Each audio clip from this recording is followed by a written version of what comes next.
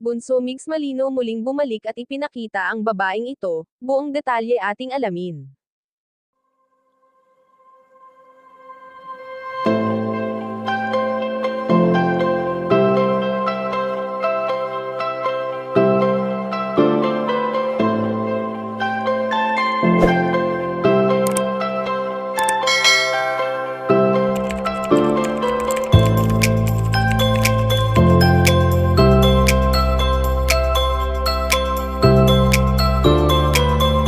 Hindi naman lingid sa ating kaalaman na dumarating ang araw na binabalik-balikan ni Bunso Mix Malino ang masasayang araw na siya ay masaya pa sa piling ng babaeng kanyang minamahal.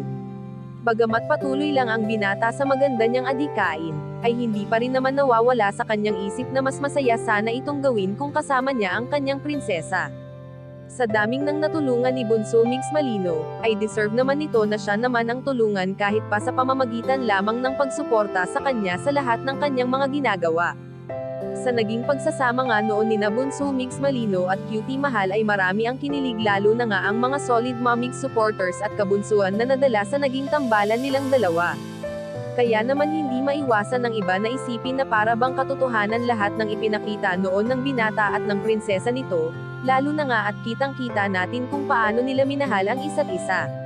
Subalit malaking pagbabago para kay Bunso Mix Malino ang biglaang pagkawala ng yumaong si Cutie Mahal, na kahit taon na ang lumilipas ay sariwa pa rin sa alaala ng binata ang masasayang araw na masaya sila. Sa ngayon nga ay aming napag-alaman na nagbalik tanaw si Bunso Mix Malino at sa nakaraang vlog nito ay ipinakita niya ang isa sa babaeng kanyang nakasama sa trabaho bukod sa kanyang prinsesa.